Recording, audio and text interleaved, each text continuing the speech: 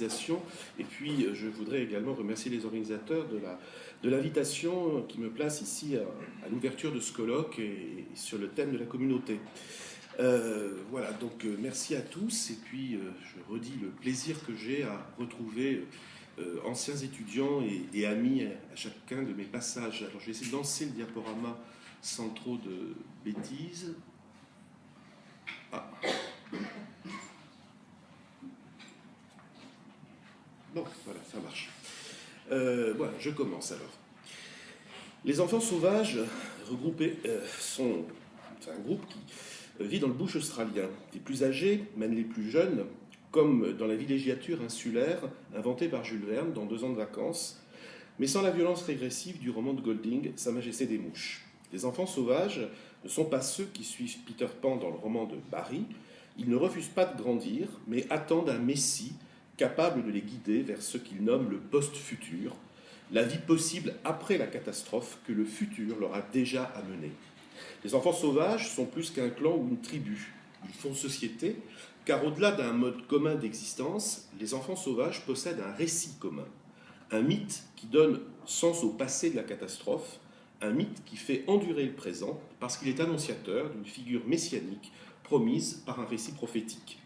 Quand les enfants sauvages découvrent Max, ils le recueillent et le soignent, attendant son réveil pour le placer à la position centrale qui doit être la sienne. Il est le meneur, annoncé par un récit fondateur, celui qui les conduira vers des jours meilleurs. Il est le personnage d'une fiction qui scelle leur unité et qui fait alors qu'au-delà de la réunion ou de l'association circonstancielle née des événements, les enfants sauvages constituent bien une communauté. Capitaine Walker est de retour parmi eux. Capitaine Walker, parti au loin, est enfin revenu, lui que la lettre du mythe disait à jamais perdu.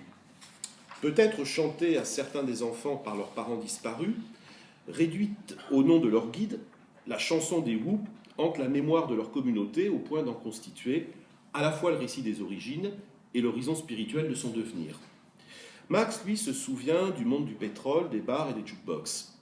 Le premier film de George Miller, qui ouvrait la série des aventures de Max, était sorti 10 ans après Tommy, l'opéra rock des Wu, à l'époque où les rock songs n'avaient valeur de mythe que dans les hyperboles des enthousiastes et des médias. Dans le monde post-apocalyptique de la série des Mad Max, le segment narratif qui privait Tommy de son père est devenu le cantique d'une attente et d'un espoir autour desquels s'assemble cette communauté d'enfants. L'objet de mon propos ce matin portera sur ce type de communauté fondée dans la catastrophe ou encore agrégeant ses membres par la violence subie ou exercée ensemble au nom de valeurs ou de rituels par eux seuls partagés. Les récits de science-fiction ou fantastique, les récits post-apocalyptiques ou d'épouvante, ce que l'on envisage communément, j'y reviendrai, comme relevant des fictions d'imaginaire, mettent en scène des types de communautés au moyen d'une forme excessive et radicale des liens et des associations qui déterminent les groupes humains. Mais par radicalité, je n'entends pas cependant un degré quantitatif de violence ou de singularité, mais ce qui se maintient pour définir le commun de la communauté au terme d'un processus que ces récits mettent très souvent en œuvre, celui d'une soustraction, d'une disparition, d'une abrasion radicale de la complexité des déterminations, des choix ou des possibilités qui caractérisent les sociétés modernes capitalistes, puis contemporaines et néolibérales. La fiction des enfants sauvages, telle qu'elle apparaît dans le 3e volet de la trilogie de Miller, Au-delà du dôme de tonnerre, 85, montre qu'une communauté ne dépend ni seulement de sa taille, ni de la circonstance qui la détermine et la constitue, sous l'espèce, par exemple, une obligation d'association rationnelle pour la survie, catastrophes, naufrages, adversités de toutes sortes. Elle ne dépend pas non plus exclusivement d'un ensemble de ressemblances ou d'attitudes formelles qui découleraient de la perception du lien qui la fonde. En ce sens, de quel commun est fait une communauté ? Est-ce le trait commun qui fait la communauté ou est-ce la communauté qui désigne le trait commun ? La société gagne une plus-value imaginaire et symbolique lorsqu'elle use du mot communauté pour se désigner. Ainsi, lorsqu'une société se perçoit comme unifiée et rassemblée lors d'événements tragiques pour s'envisager comme communauté nationale, on assiste à une extension qui appelle à subsumer les différences minoritaires ou particulières, à renoncer au dissensus proprement politique au nom d'un commun de plus grande envergure. Mais quand à l'inverse, la communauté vise au local, au réseau limité des actions et des relations, à la restriction des pratiques et des possibles au nom de ce qui la distingue, alors la communauté microscopique s'oppose de fait à la communauté macroscopique en ce qu'elle se pense et se proclame sur l'exclusivité de ce en quoi ses membres se reconnaissent ou veulent s'assembler. Les communautés constituent des ailleurs hétérotopiques, reclus, lointains, insulaires ou au contraire enclavés, enquistés au sein du social, des lieux plus ou moins vus ou voyants qui détonnent ou au contraire se cachent. Le conservatoire puritain de The Village de Night Shyamalan, par exemple, en 2004, fondait son projet sur une sortie de l'histoire et une permanence achronique des valeurs de ses membres possible dès lors que leur pureté se trouvait préservée de tout contact avec le dehors contemporain. La communauté des Iliens écossais de The Wicker Man de Robin Hardy, film sur lequel je conclurai cette conférence, repose sur la persistance d'un rituel sacrificiel païen. Les petites communautés agraires de Postman, un film post-apocalyptique de Costner sorti en 1997, reposaient sur un imaginaire pastoral renvoyant au western classique. Placés sous le régime de la radicalité de l'imaginaire, ces ailleurs communautaires soulèvent notamment une question concernant le rapport à la loi qui est en vigueur. Ces sorties du social, exprimées d'autant plus fortement que les configurations communautaires sont spectaculaires dans leur distinction ou caractère extrême de leur rituel, eh bien, valent-elles comme une revendication d'autonomie? Constituent-elles un refus de l'hétéronomie des sociétés et des institutions à l'intérieur desquelles l'équilibre et la négociation conduisent à traiter des différences dans un rapport réglé par le droit? Mais dans les corpus dont je parle ce matin, les valeurs imaginaires de ces communautés sont idéalement réversibles. Si l'on y trouve des communautés s'envisageant comme des sorties utopiques en quête d'autonomie, d'autres reposent au contraire sur l'imposition de la loi, de la norme, de la règle impitoyable qui en garantit le principe ou l'intégrité. D'où ce topos que l'on rencontre fréquemment qui veut que l'étranger soit témoin d'un jugement ou d'un châtiment qui donne à comprendre le mode législatif et politique sur lequel repose la communauté. C'est le cas de la loi de Moreau, dans le roman de Wells, L'île du docteur Moreau, publié originellement en 1896 et dont je vous ai donné deux affiches de deux des adaptations les plus connues. Au mieux, dans ce cas-là, cette altérité amène réflexivement l'intrus à reconsidérer ses propres valeurs et adhésions. Au pire, c'est au prisme de l'horreur que l'archaïsme et la barbarie se signifient à ses yeux, alors qu'il constate le fond de rigueur et de violence sur lequel repose de fait la communauté qu'il a rencontrée. Quand elles définissent ou représentent les groupes humains ou les collectivités sous la forme de la communauté, les fictions de l'imaginaire, fantastique, épouvante, science-fiction, offrent des représentations des traits communautaires marquées mais hautement problématiques. Pratiques sauvages, alternatives technologiques, cultes eugéniques, régression à l'archaïsme païen de déités oubliées, etc. On comprend alors que situés en marge de l'histoire, au bord des sociétés, retirés loin des trajectoires urbaines et progressistes, faisant société réduite au nom de spécificités fortes et faisant sens pour elles seules, ces communautés mettent alors inévitablement en abîme, selon les jeux conjoints de la négativité et de l'hyperbole, certains traits sociétaux qui sont susceptibles d'être métaphoriquement encore les nôtres, mais amplifiés par le prisme des imaginaires génériques que représentent le fantastique, l'anticipation ou la catastrophe.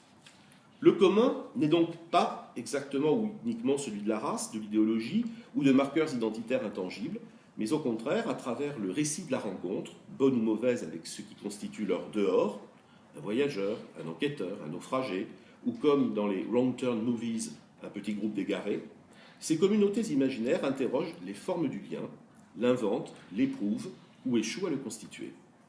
Mais les goûts, les valeurs, les pratiques fondant les liens entre les membres constituent autant de négociations avec des formes de vie fictionnées qui perbolisent les focales de l'effroi, mais aussi celles de l'alternative ou de la reconstruction. Ces scénarios dramatisent la confrontation des formes sociales conventionnelles, les nôtres, celles d'où proviennent les visiteurs, avec des alternatives radicalisées, c'est-à-dire reposant à la suite d'une réduction du nombre considérable des interactions sociales sur un ensemble très restreint de détermination, une règle, un principe, un dieu, une loi, un rituel. Le développement constant des sociétés contemporaines néolibérales se caractérise par l'émancipation toujours croissante des individus relativement aux liens et aux identités collectives. Ce constat classique, acté par la sociologie, décrit une relation de l'individu au groupe qui subordonne les valeurs des seconds aux intérêts et satisfactions des premiers. Citant Louis Dumont, le sociologue André Orléans formule les choses en ces termes. Pour l'individualisme, qui conformément à la définition de Louis Dumont, citation, valorise l'individu et néglige et subordonne la totalité sociale, les formes collectives ne valent qu'au prorata des satisfactions individuelles qu'elles autorisent. L'individualisme substitue le regard critique et calculateur aux forts liens émotifs par lesquels, dans les ordres traditionnels, chaque personne éprouve son appartenance à la collectivité. Ce rapport instrumental des hommes à l'ordre social est-il viable ? N'y a-t-il pas là une dégradation des liens communautaires incompatibles avec la vie sociale harmonieuse ? Ces caractérisations sociologiques font entendre, hors le jeu fictionnel de l'aggravation que je décris, ce qui peut se jouer dans les expériences de pensée proposées en fiction. Des réflexions comme celles de Dumont et Orléans montrent que les processus de radicalisation fictionnelle engagent des négociations narratives avec les structures par lesquelles se perçoivent et se construisent les relations de l'individu et du groupe, et notamment à partir de la figure du héros. Les fictions de l'imaginaire, plus généralement la culture de masse, restent attachées à la fonction héroïque, y compris sous la forme de la délégation à plusieurs personnages. Anti-héros, méta-héros, héros négatifs ne sont que des variations sémantiques sur une structure dominante. Mais la radicalisation et la réduction à l'échelle de la communauté perturbe et l'emphase épique et l'individualisme en vigueur dans les mondes anciens ou extérieurs.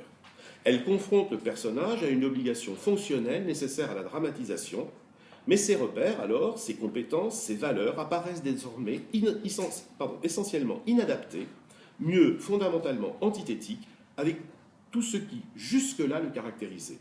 Pour le dire autrement, dans l'univers binaire et minimal des Chasses du comte Zaroff, film de 1932, l'épreuve confirme la compétence du chasseur.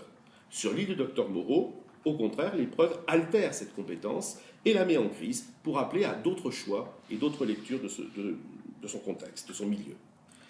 Entre les figures de communautés négatives, régressives, archaïques, et de communautés qui cherchent à s'inventer dans des modèles renouvelés, l'examen de quelques exemples littéraires et cinématographiques montre que les imaginaires fictionnels de la communauté ne se distribue pas aussi nettement selon les partitions de l'utopie d'un côté, une communauté désirable, idéale, ou de la dystopie, avec une expression effrayante des socialisations à venir. Il est donc une réflexivité propre de ces scénarios qui ne relève pas d'une simple thématisation des alternatives ou des voies décrites comme condamnées ou condamnables. Ces fictions de communauté engagent, dans l'effet de leur radicalité, des formes réactionnaires, critiques ou expérimentales qui, tout en en étant un des plus parfaits produits, viennent contrarier l'horizon consensuel de la démocratie. De tels récits ont-ils pour objet la neutralisation des angoisses et des violences que révèlent ces communautés quant au monde des lecteurs ou des spectateurs, ou bien n'expriment-ils pas le désir plus ambivalent de l'actualisation au moins partielle de la visée critique dont ils sont porteurs ? Les scénarios attachés aux imaginaires de la science-fiction, du récit fantastique ou de la fiction d'épouvante constituent moins des anamorphoses du présent que des effets de loupe. Ces zooms hyperboliques portent sur des extrapolations ou des radicalisations de propositions ou de situations, s'ébauchant ou étant encore inaperçues dans le temps de leurs écritures. La négativité sera donc la focale critique de cette accentuation. Sous son effet, les communautés apparaissent comme les seules formes sociales résiduelles ou poursuivre le débat sur les formes de vie entre les hommes. Et cela, même quand l'harmonie utopique semble dominer dans la représentation de la communauté alternative. Il ne manque donc pas de scénarios dans lesquels un voyageur, y compris venant du futur, viendra révéler le fond totalitaire sur lequel s'écrit ce désir de paix, cette ataraxie rêvée de cette communauté. C'est la ligne ouverte par Wells, encore, dans La machine à remonter le temps, avec l'épisode des Morlocks, monstres prolétaires et chtoniens, et des Élois, esthètes oisifs et dégénérés. De telles partitions se retrouvent par exemple dans le Zardoz de John Boorman. Cette topographie sociale et darwinienne que l'on trouve chez Wells va nourrir bien des versions verticales de l'imaginaire, mais d'un imaginaire de classe. Du Métropolis de Lang et du roman de son épouse Thea von Harbour en 1926, au Demolition Man de Brandilla ou au Elysium en 2013 de Neil Blomkamp, cette scission des communautés s'exprime très fréquemment selon cet imaginaire vertical. On peut aussi en trouver des variations, bien sûr, horizontales ou territoriales. Je pense à à l'imaginaire des districts dans la série des Hunger Games, ou, plus original sur le plan formel, la version de la bande dessinée de L'Homme et Rochette, adaptée au cinéma en 2013 par Bong Joon-ho, Le Transpersonnage. Mais ces imaginaires restent binaires, ces imaginaires qui découlent donc à la fois de Métropolis et d'une sorte de configuration orwellienne. Ces imaginaires binaires donc écartent finalement la question communautaire au profit de l'enjeu politique, revenant au problème de ce qui, sur le fond, fait société. Un tel enjeu interroge le principe de régulation qui assure la justice et une liberté relative au sein d'un processus politique reconquis par la révolte ou reconstitué par le consensus élargi. On peut rappeler par exemple le débat sur le message idéologique de Métropolis, la frustration de Lang quant aux thèses politiques de son épouse qui amèneront cette dernière progressivement vers le nazisme, alors que le cinéaste choisira lui l'exil américain. La fin de Métropolis, alors qu'il est affirmé que, je cite, « ce qui unit la main et l'esprit, c'est le cœur », ne décide pas tant la composition advenue d'une grande communauté démocratique que la jonction idéalisée et pacifiée de deux classes antagoniques qui voient disparaître en un instant leur conflit dans l'intérêt collectif de tous. Les versions de monde que décrivent les fictions d'imaginaire, en offrant des contextes diégétiques variés et infiniment plastiques, en décrivant des liens spécifiques qui fondent ce que j'appelle le commun de la communauté, ne cessent, en une manière de réflexivité critique, d'interroger la négociation qui se joue entre la communauté et son dehors. Ce dehors est l'ensemble qui la comprend, et dont la communauté entend pourtant se différencier. Ce qui structurellement l'inclut, mais dont, selon elle, se distingue essentiellement. La relation problématique à l'extérieur peut aussi se redoubler d'une confrontation de la communauté à son autre, à l'étranger, comme je l'évoquais tout à l'heure, à celui qui ne lui appartient pas, qui la découvre, ou encore celui qui y vit bien, mais s'y sent profondément étranger, différent. L'avantage des fictions d'imaginaire, c'est finalement de simplifier la donne, de sortir de l'aporie politique de la négociation pour aller directement à la violence dissensuelle du conflit. On commence par faire table rase de l'histoire, de la politique, de la culture, comme dans le Zardoz de John Boorman, comme dans le Zardoz de John Boorman, comme dans le Mad Max que j'évoquais tout à l'heure à l'ouverture, comme dans la série The Walking Dead ou The Stand de Stephen King. Si l'on prend un monde fictionnel post-apocalyptique, si on prend le monde fictionnel post-apocalyptique développé par Walter Miller dans Un cantique pour les Leibovitz, 159, la fondation des congrégations religieuses, souvent désignées dans le roman comme des communautés monacales, en tout cas celles fondées par les Leibovitz pour protéger les écrits venus du temps d'avant la catastrophe, eh bien cette communauté répond très précisément à ce que Miller définit dans son livre comme le moment de la simplification. Le terme dans le roman s'écrit majuscule. La simplification correspond au contre-programme de civilisation par lequel les communautés ayant survécu à la catastrophe atomique décident d'en finir avec ce qui en a été la cause, selon elles, la collusion absolue de la puissance politique et des savoirs scientifiques. Et ce fut ainsi qu'après le déluge, les retombées, la peste, la folie, la confusion des langues, la colère enfanta dans le sang versé la simplification. De pauvres survivants mirent en pièces d'autres survivants, tuèrent les dirigeants, les savants, les chefs, les techniciens, les professeurs, et toute personne, selon les meneurs de la foule enragée, qui méritait la mort pour avoir contribué à faire de la terre ce qu'elle était devenue. Pour ces foules, rien n'était plus haïssable que les hommes de savoir, d'abord parce qu'ils avaient servi les princes, puis parce qu'ils avaient ensuite refusé de se joindre à la simplification, essayant de s'opposer à la foule, traitant les meurtriers de, citation, simples esprits assoiffés de sang. Bien sûr, les différentes fables de la mise en crise politique peuvent varier et en décliner des causes multiples pour épouser des imaginaires buvant aux sources du fantastique. Je songe par exemple à L'Homme en noir de Stephen King dans The Stand ou à l'événement diabolique dans Needful Things qui, tous les deux, affectent des recompositions communautaires ou des communautés villageoises dans le cas de Needful Things, de petites villes en tout cas, affectées par une présence diabolique. Ou encore, ces imaginaires peuvent boire aux sources d'arguments catastrophistes. Ainsi, de la société désormais sans électricité dans la série américaine Revolution, produite par Eric Kripke, ou l'exposition virale dans une série comme Helix de Ronald Moore ou Cameron Porsandé.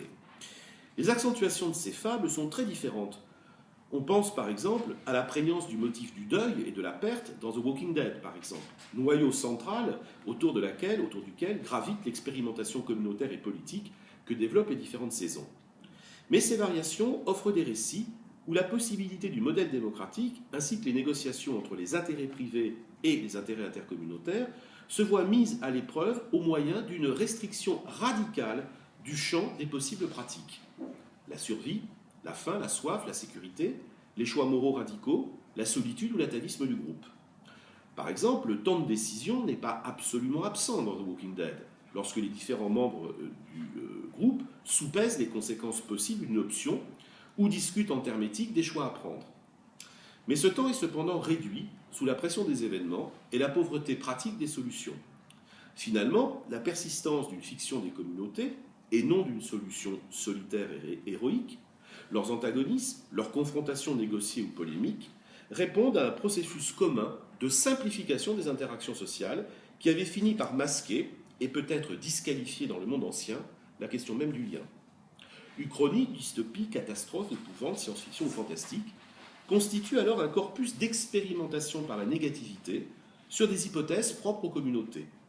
Si la question de la communauté, de leur fondation, de leur persistance idéale comme mode d'association des individus entre eux me semble un cas tout à fait intéressant dans le cadre des fictions de l'imaginaire, c'est précisément en raison de ce principe de simplification, selon le modèle envisagé dans le roman de Miller.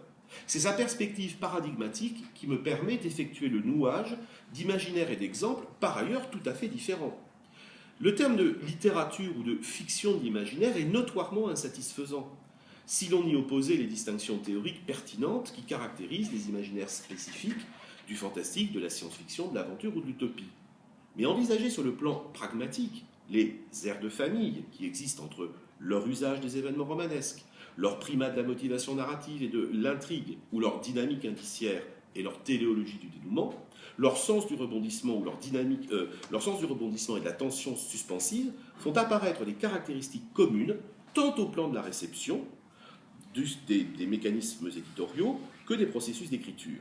Cet emploi de la notion d'imaginaire pour dire cette communauté-là est gênant certainement, car il laisse entendre qu'il y aurait moins ou pas de dimension imaginaire ou de l'imaginaire dans les modalités mimétiques ou dans les genres qui ne ressortissent pas à ceux que j'ai jusque-là évoqués. On peut partiellement écarter la question en évoquant d'autres termes critiques, mais ce type de débat n'est pas aujourd'hui mon propos, et préférer à ces littératures de l'imaginaire les termes de paralittérature, de littérature populaire, de littératures industrielles, de culture pop, de culture médiatique, ou leur préférer, sous le mode anglo-saxon, celui de genre fiction, fiction de genre ou génériquement marquée.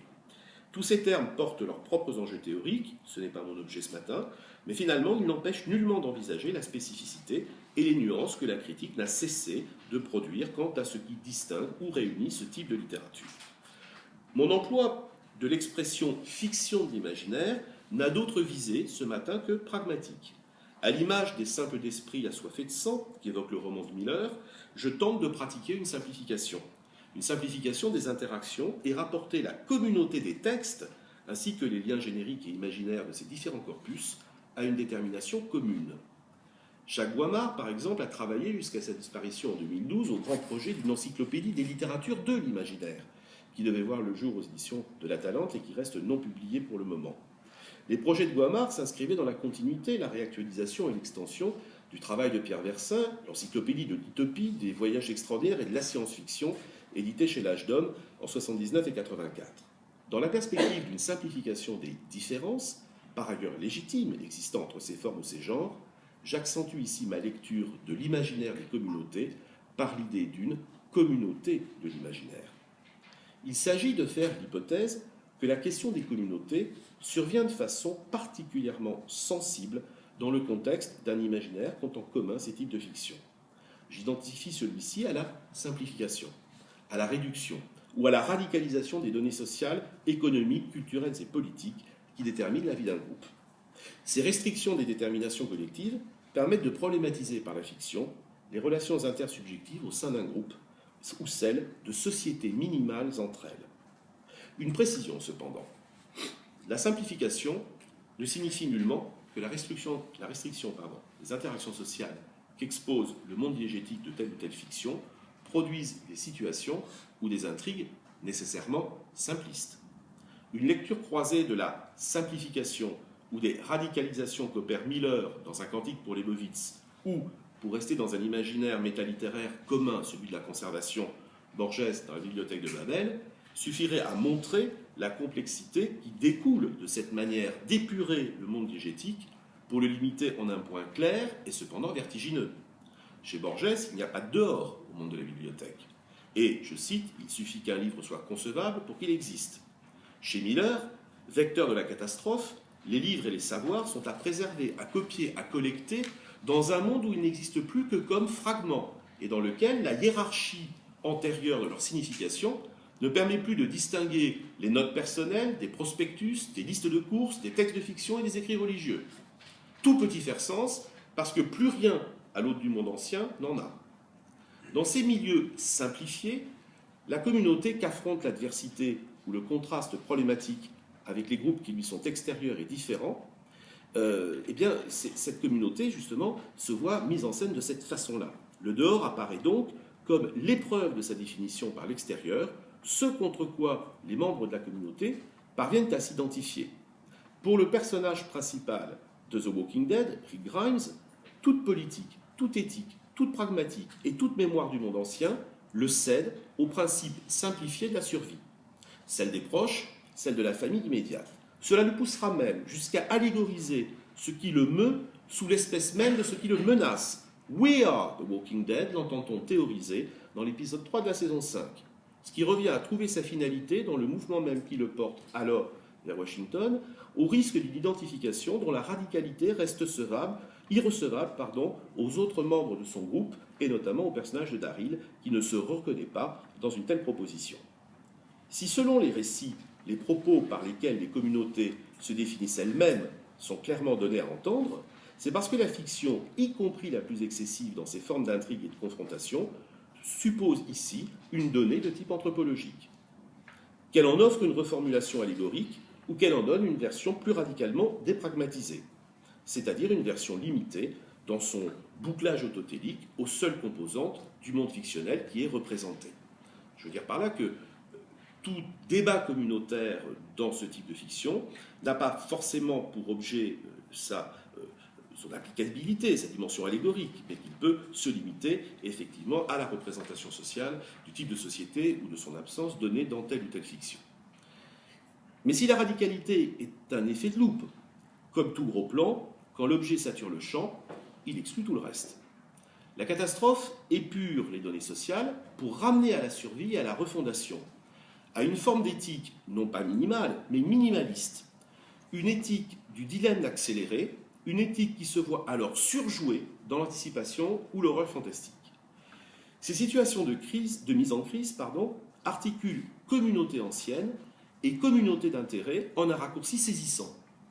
Quelles que soient les nouvelles situations que rencontrent les personnages, par exemple, je poursuis mon exemple de The Walking Dead, quelles que soient les qualités et les défauts qu'elles mettent en lumière chez eux, ces situations interdisent que soient reconduites dans leurs réponses les formes de la rationalisation, de la sophistication ou de la nuance qui caractérisaient les mondes anciens.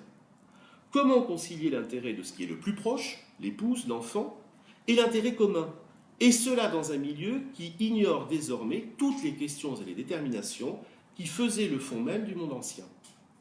L'opposition entre communauté traditionnelle et communauté d'intérêt, que l'on trouve par exemple dans la sociologie de Simmel, est intéressante, car Simmel la lie inévitablement à la question du passage à l'urbanisation. Or, la fiction de la catastrophe, je l'ai dit, commence par une tabula rasa, dont la forme dominante renvoie souvent à une désurbanisation et un ensauvagement s'effectuant dans le décombre des villes. Les communautés sont jetées sur les routes ou bien peuvent tenter de survivre dans un univers de ruines urbaines ou de villes retournées à un état sauvage. Face à la diversité des conflits potentiels qu'engendrent les sociétés post-capitalistes et technicistes, la catastrophe, à la manière d'une époque phénoménologique, opère une suspension qui atteint la possibilité même du temps historique pour placer alors les relations intersubjectives dans un effet de temps, un effet de présent permanent. Le temps long du progrès n'est pas même en question, et la surdétermination du danger fige la survie dans un présentisme qui vaut pour suspension. Un présentisme lui aussi simplifié, car à la différence de la notion que forge François Hartog, ce présent des communautés, dans le contexte radicalisé que je décris, ce présent des communautés exposées n'a pas pour objet d'envisager le passé à l'aune de son point de vue, pas plus qu'il n'a d'ouvrir le champ de l'espérance en un futur qui améliorerait leur situation.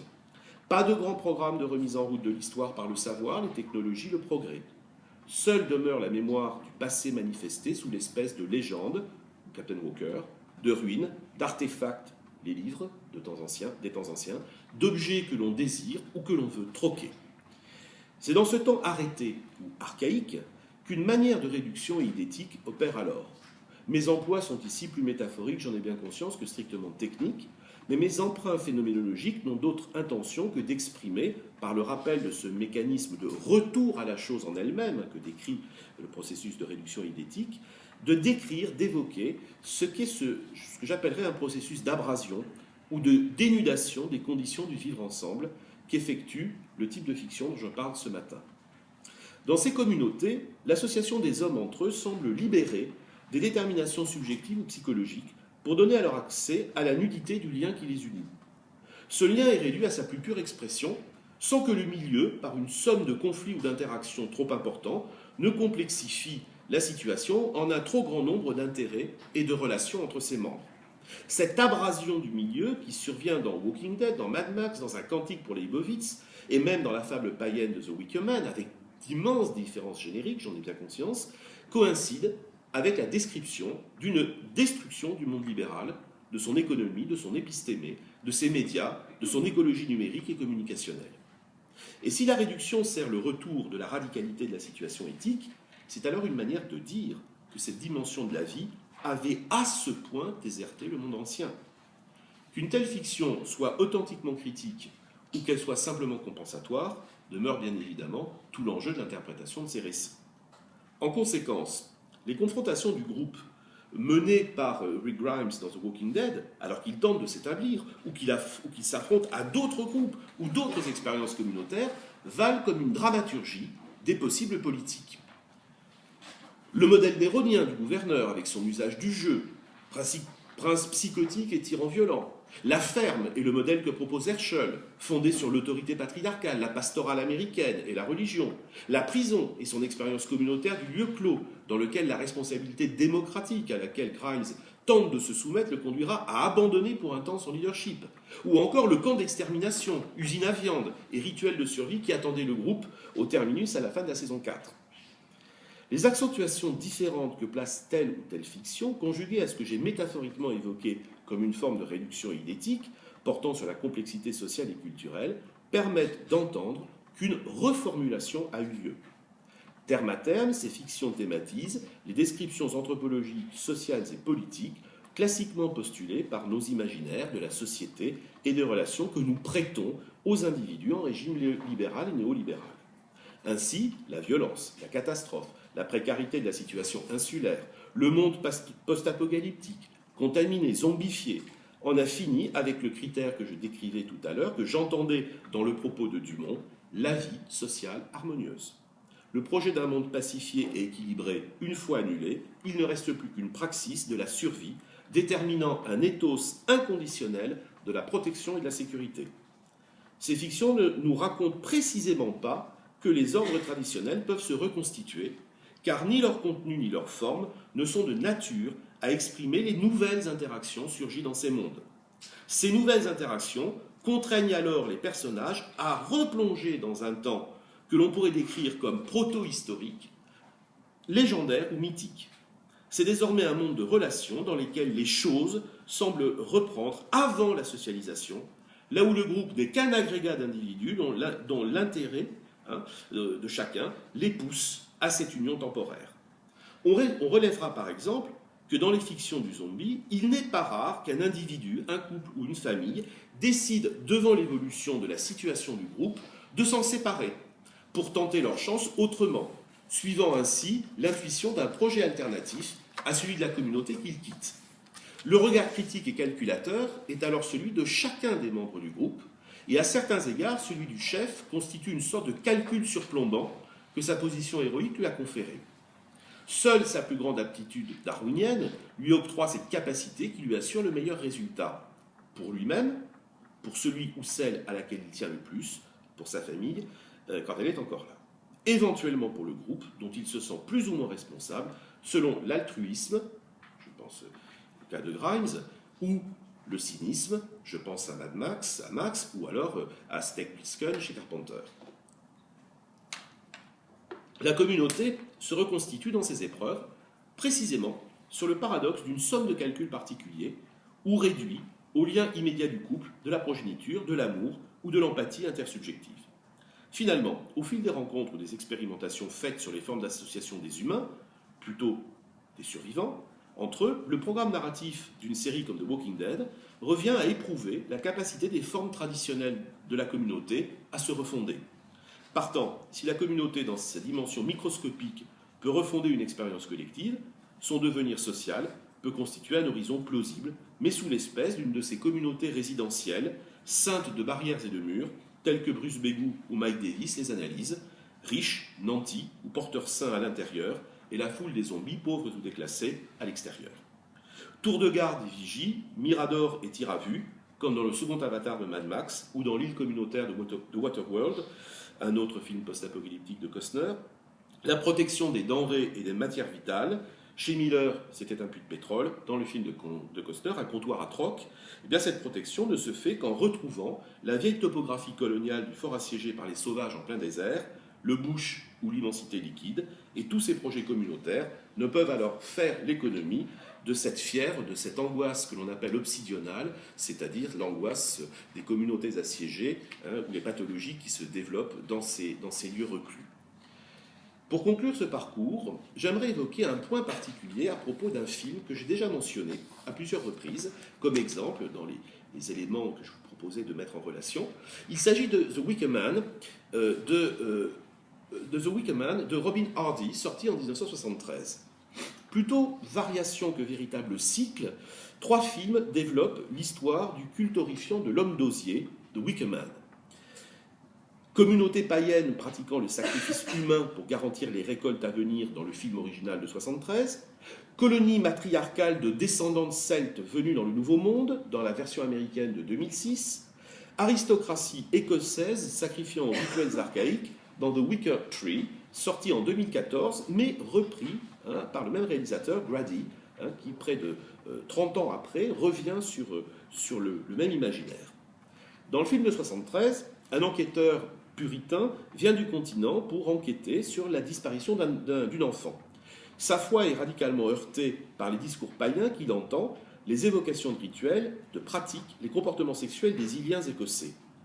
Mené par un Christopher Lee, ici beaucoup plus swinging 60s que franchement draculéen, la communauté défile portant des masques grotesques entre folklore et cérémonies paniques.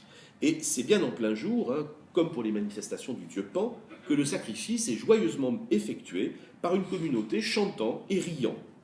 Piégé dans ce carnaval païen, l'enquêteur sera finalement la victime de la communauté, sorte d'offrande immolée pour favoriser les récoltes. Alors que l'homme chrétien en appelle à son Dieu, au cœur des flammes, les crépitements et les chants païens recouvrent sa voix. Je vous montre les affiches des autres films. Et le personnage meurt brûlé à l'intérieur de la structure du gigantesque homme d'osier. C'est cependant un passage qui précède cette description et dont vous avez vu dans la présentation générale dans la première diapo une image, celle d'une procession de gens affublés d'un masque. C'est donc ce moment, le moment de la procession, dans laquelle les Iliens apparaissent déguisés, que j'aimerais évoquer. Voilà certains des déguisements des Iliens au moment de la procession. Ils suivent une fanfare au milieu de laquelle le policier apparaît, pour les besoins de son enquête, il veut s'intégrer à cette procession, apparaît lui-même grimé sous les traits d'un fou, mi-personnage de commedia dell'arte, mi-masque monstrueux. Et c'est cet instant que je voudrais évoquer pour conclure. Si les masques animaux peuvent renvoyé directement au sens attendu du sacrifice, de bons troupeaux, une mère féconde, des récoltes riches, le rituel formel, lui, s'inscrit dans le carnavalesque et les masques et les costumes dans la dimension du grotesque. Grotesque, ces corps sont effrayants d'être amusants, comme le corps des zombies, pour beaucoup, est amusant d'être effrayant. Le grotesque est l'ordre esthétique de l'hétérogène, des inversions et des compositions. Il figure une tératologie de l'ambivalence qui fait communiquer entre elles les catégories, qui surgit quand le langage est en défaut pour nommer ce qui apparit des données et des émotions contradictoires. Toutes les théories du grotesque, de Bakhtin à Kaiser, de Elisheva Rozan à Geoffrey Arpham, insistent sur la puissance de contradiction que le terme grotesque introduit à partir de ses formes mixtes et de ses hybridations. Or, dans la théorie du grotesque de Bakhtin, ce qui va précisément amener le théoricien à condamner le grotesque romantique, celui de l'individu sujet des récits fantastiques, celui qui vit enfermé dans le solipsisme de sa chambre, une chambre qui est devenue la véritable métaphore de son retrait, c'est précisément que ce type de grotesque-là manque de puissance collective. Bakhtin lui reproche son absence d'ancrage dans une communauté humaine, son incapacité à subvertir par le grand processus de carnavalisation les formes de l'autorité et de l'ordre, son incapacité à s'assembler avec autrui dans le contexte d'une foule, avec un groupe, de s'agréger à un groupe, c'est-à-dire de se séparer de la communauté de ses semblables et de leur énergie. C'est à ce prix seulement que la carnavalisation et le grotesque sont porteurs de leur dimension politique. La radicalité, ou la simplification dont on a souvent parlé ici, dénude, je l'ai dit, le champ politique et social pour ramener en terrain découvert, confrontant alors les personnages à des choix éthiques d'autant plus importants ou essentiels qu'ils sont formulés de façon minimale. Les figures de l'excès, celles du fantastique et de l'épouvante, mais aussi certaines données technologiques post-apocalyptiques de la SF, apparaissent souvent comme sous les traits d'une contradiction. Machine désirable, perfection effrayante, résidus du monde ancien détournés de façon comique, carnavalisation monstrueuse des corps et des visages, de la parade des Iliens jusqu'au gore mainstream des zombies. Dans le temps contemporain de notre réception, nous sommes habitués à l'idée selon laquelle, limitée à ses seuls effets de gestion et de gouvernance, la politique elle-même aurait disparu au profit du règne sans partage de la seule économie. La pensée de la communauté, par sa restriction d'interaction au profit de la simplification, réinjecterait inévitablement du questionnement politique dans le jeu de relations entre un élément et un autre, un individu et un autre, un groupe et un autre. Le grotesque, la violence, l'excès ou la radicalité ramènent la question de la relation au plus près de l'os. À quoi ai-je droit ? Pourquoi celui-ci survit-il quand celui-là est mort ?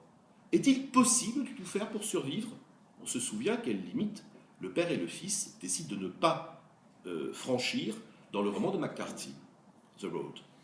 Finalement, les corpus et les exemples que j'ai évoqués ce matin, que ce soit les communautés qui affligent ou les communautés qui survivent, envisager ces communautés à partir du prisme de l'imaginaire ramène tous et toutes à une pensée de la politique comme question d'égalité. Incessante, celle-ci s'impose encore et toujours, alors que le prisme de l'excès empêche les individus de se soustraire à son exigence. Je vous remercie.